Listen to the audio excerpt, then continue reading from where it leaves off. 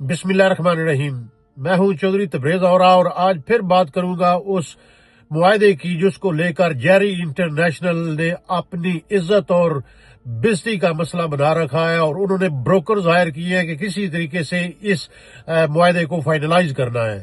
جی ناظرین، میں آپ کو یہ بتانا چاہتا ہوں کہ پاکستان ہائی کمیشن لنڈن نے ایک ایگریمنٹ سائن کیا تھا جیری انٹرنیشنل کے ساتھ، جس میں پاکستان ہائی کمیشن لنڈن اور جو اس کے کونسلیٹ ہیں یو کے میں، ان کی تمام جو کونسل سروسز کی خدمات ہیں وہ جیری کے حوالے کی گئی تھی کہ جیری بھی اسی طریقے سے آپریٹ کرے گا جس طریقے سے پاکستان ہائی کمیشن اور کونسلیٹ کر رہے ہیں۔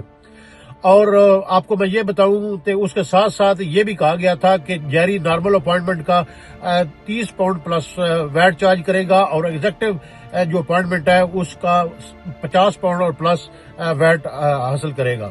ایک تو یہ بات ہے کہ اس معاہدے کی کیا ضرورت تھی یا نہیں تھی، کیونکہ جو یہاں کی لوکل کمیونٹی ہے جس میں لارڈز ہیں، کونسلرز ہیں اور دوسرے جو مکتبہ فکر کے لوگ ہیں، ان کو کسی طور پر بھی اس معاہدے کے بارے میں علم نہیں تھا، اور سب کو معلوم اس وقت ہوا بشمول مسلم لیگ نون کی جو حکومت ہے، ان کے اخبارین کو، ان کے عہدیداروں کو بھی معلوم نہیں تھا کہ یہ معاہدہ سائن ہونے جا رہا ہے۔ یہ معاہدہ جب سائن ہوا اس کے بعد ہم نے بھی رپورٹ کیا تو پھر جا کے لوگوں کو پتا چلا کہ یہ معاملہ کیا ہے۔ دیکھیں جی، اس معاہدے کو لے کے جب زیادہ ڈسکس ہونا شروع ہوا تو خبریں یہ آئی پاکستان سے کہ اس معاہدے کو روک لیا گیا ہے اور یہ آگے نہیں بڑھ پائے گا۔ اس میں او پی ایف کے جو چیئرمین ہیں سید قمر رضا، وہ بھی ایکٹیو ہوئے، انہوں نے بھی وزیر خارجہ کو خط لکھا۔ اس کے ساتھ جو یہاں پر لوکل انڈیویجول ہیں انہوں نے بھی اپنے طور پر ان سے رابطہ کیا۔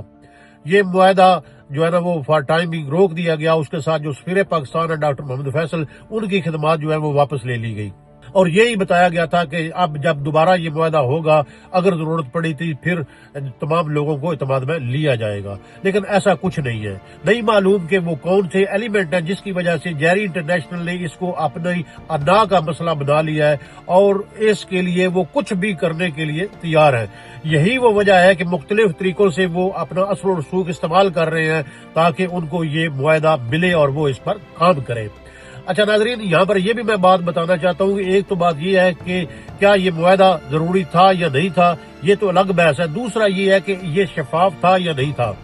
اس پر میں نے تقریباً 25 کے قریب جو پروجیکٹ ڈائریکٹر ہیں یہاں پاکستان ہائی کمیشن لنڈن میں، جواد چٹھا، ان کو سوال نامہ بھجوایا، لیکن ان کی طرف سے بھی کوئی جواب نہیں آیا۔ تو یہاں پہ لوکل جو کمیونٹی ہے وہ انتہائی دکھ کے عالم میں ہے اس چیز کو لے کے، کیونکہ یہ ٹیکنیکلٹی جو ہے نا وہ کھیل رہے ہیں۔ جس کا جی کرے گا وہ جائے گا، جو جی نہیں کرے گا وہ پاکستان ہائی کمیشن اور لنڈن کے جو لنڈن کے علاوہ جو کونسلیٹ ہے اس میں نہیں جائے گا۔ ہر دو طرف سے جو ہے وہ ضروری ہوگا۔ تو یہاں پر کمیونٹی کا، لوگوں کا یہ سوال ہے، پہلی بات تو یہ اس کی ضرورت نہیں ہے، اگر ضرورت ہے تو پھر اس کو شفاف طریقے سے کیا جانا چاہیے تھا، لیکن یہ چاہے مگوئیاں چل رہی تھی، حکومت کی طرف سے بھی کوئی واضح جو ہے وہ ابھی تک سرکولیٹ جاری نہیں ہوا، نہ ہائی کمیشن لنڈن کی طرف سے جاری ہوا ہے، چونکہ 3 تو انہوں نے اپنے اس ڈیفنس میں پریس ریلیز جاری کیے تھے جس میں انہوں نے وہ کہا تھا کہ ہم نے ان کو جیری کو یہ کانٹریکٹ دیا ہے، سولو کانٹریکٹ دیا ہے۔ تو اس کے بعد پھر جب خبریں نشر ہوئی ہیں تو حکومت پاکستان کی طرف سے بھی یہ انیشیٹو لیا گیا تھا۔ تو اب تازہ ترین یہ ہے کہ اب اس معاہدے میں نون لیگ کی قیادت نے بھی جمپ ان کیا ہے، یعنی کہ اب نون لیگ نے اس کو اون کر لیا ہے، کیونکہ یہاں جو نون لیگ کے صدر ہیں یو کے میں احسن ڈار، ان کی طرف سے ایک ٹویٹ کیا گیا، تو انہوں نے یہ کہا ہے کہ وزیر خارجہ اسحاق ڈار نے اس معاہدے کو ریویو کیا ہے، دیکھا ہے، اور انہوں نے اس کو کیری آن رکھنے کا فیصلہ کیا، لیکن جو فیس ہے وہ کم کی جائے گی، اس پر بات چیت ہو رہی ہے۔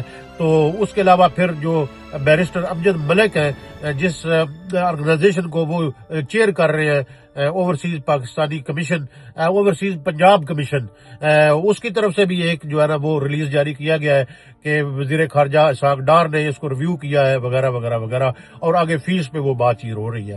لیکن یہاں پر سوال یہ پیدا ہوتا ہے کہ اس معاہدے کی ضرورت کیا ہے؟ اگر ریویو ہوا ہے تو وہ کس چیز کو بنیاد بنا کے کیا گیا؟ کیا ان سے اپلیکیشن کا ریکارڈ لیا گیا ہے، اس کے بعد جو ٹینڈرنگ ہے اس کا دیکھا گیا ہے، یا وہ کتنی کمپنی انٹرسٹڈ تھی ان کا دیکھا گیا ہے، یا وہ جو سارا میکنزم تھا اس کو ریویو کیا گیا ہے یا نہیں کیا گیا؟ کیا گیا تو کون سے نقائص تھے جس کو دور کیا گیا ہے؟ یہ ابھی تک جو ہے نا وہ لوگوں کے سامنے نہیں رکھا گیا۔ ٹھیک ہے. بات یہ ہے کہ اگر یہاں پر کچھ نہیں ہے, سب ٹھیک ٹھیک ہے, تو وہ اتنا کیوں یہ پینک ہو رہے ہیں سب لوگ, کیوں بروکر جو ہے وہ دوڑ بھاگ کر رہے ہیں, کیوں بروکروں کے نمائندے جو ہیں وہ جرنلسٹ کو فون کر کے لیگل ایکشن کی دھمکیاں دے رہے ہیں, سو کرنے کی دھمکیاں دے رہے ہیں. مطلب یہ ہے کہ جب ان سے بات کرتے ہیں تو وہ کہتے ہیں کہ کمپنی کے پاس اتنے پیسے ہیں, آپ کو جو ہے وہ تگری کا ناچ نچائیں گے. تو چیز یہ ہے کہ یہاں پر جو لوکل لوگ ہیں, ایم پیز ہیں, لارڈز ہیں, دوسرے جتنے بھی مکتبہ فکر کے لوگ ہیں, ان کا یہی کہنا ہے کہ اگر یہ معاہدہ کرنا بھی ہے تو اس کو صاف اور شفاف طریقے سے کیا جانا چاہیے تھا. لیکن بات یہ ہے کہ جب ملینز آ رہے ہوں, ملینز کی گیمز ہوں, کیونکہ اپائنٹمنٹس جب پاکستان ہائی کمیشن لنڈن سے یا کونسلیٹ سے ملے گی نہیں تو پھر لوگ جیری کی طرف رخ کریں گے. جیری والے کہیں گے جی نارمل اپائنٹمنٹ اویلیبل ہی نہیں ہے, پھر لوگوں کو 50 پاؤنڈ پلس جو ویٹ دینا پڑے گا, وہ تقریباً بن جاتا ہے 60 پاؤنڈ. تو موجیں ہو گئی جی پھر سب کی. لیکن فار ٹائمنگ میں آپ کو یہ بتا دوں کہ ابھی بھی جو ہے وہ چاہے میں گوئیاں جاری ہے کہ ہوا ہے نہیں ہوا, کیا ہوا ہے. اور اب جو ہے وہ پاکستان ہائی کمیشن کے جو عہدیدار ہیں جنہوں نے یہ ایگریمنٹ سائن کیا, ڈاکٹر محمد فیصل, تو وہ تو یہاں سے پاکستان شفٹ ہو گئے. لیکن جو 13 رکنی کمیٹی ہے ان کے بارے میں بھی معلوم نہیں ہے کہ ان سے کسی نے پوچھا بلایا کہ اس کا جو طریقہ کار اپنایا تھا ڈاکومنٹری پروف کا ہے, میں نے بھی پوچھے, وہ نہیں بتائے گئے. نون لیگ نے یہ اس کو اون کر لیا ہے. مطلب یہ ہے کہ اب نون لیگ یہ کہہ رہی ہے کہ اسحاق ڈار صاحب نے وہ صاحب کچھ ریویو کیا ہے اور پرائز پہ وہ بات چیت ہو رہی ہے. لیکن یہاں پر میجارٹی جو لوگ ہیں وہ اس معاہدے کو نہیں چاہتے. وہ کہتے ہیں پاکستان ہائی کمیشن اور اس کے کونسلیٹ جو ہے وہ کام کرے, سٹاف اگر بڑھانا پڑے تو وہ بڑھائیں. یہ ایکسٹرا جو فیس ہوگی ان کی صورت میں وہ جو ہے وہ ہمارے لیے باعث جو ہے وہ پریشانی بنے گا. تو آپ دیکھتے ہیں کیا ہوتا ہے. لیکن ساتھ ساتھ یہ بھی خبریں ہیں کہ اس پر اور لوگ بھی متحرک ہو گئے ہیں. آنے والے دنوں میں یہ بہت کچھ ہونا جا رہا ہے. تو لہذا یہ ملینز کی گیم ہے. اگر ملینز کی گیم نہ ہوتی تو بال سلیم اللہ کے پاس, پھر کلیم اللہ کے پاس, پھر رحیم اللہ کے پاس نہ جاتی, پھر اس کا یہ ہو جاتا. دوسری چیز یہ ہے کہ میں اپنی بار بار یہ بات کلیریفائی کرنے کی کوشش کر رہا ہوں, ہم صحافی ہیں, ہم نے اس کو رپورٹ کرنا ہے, یہ ہمارا کام نہیں ہے, ہم فریق نہیں ہے, ہم اس میں کوئی حصے دار نہیں ہے, نہ ہمارا کوئی حصہ ہے. ہم تو وہ کام کر رہے ہیں جو ہمیں کرنا چاہیے. جو ایک خبر آتی ہے وہ ہم شیئر کر دیتے ہیں, آگے اس پہ ایکشن لینا نہ لینا یہ حکومت وقت کی ذمہ داری ہے. یہ میسج پیغام لوگوں تک پہنچانے کی ذمہ داری ہے. لیکن بات یہ ہے, آپ کو بتا دوں, یہ اتنی سادہ اور آسان گیم نہیں ہے. اگر سادہ آسان گیم ہوتی تو پھر جو ہے کچھ اور ہوتا.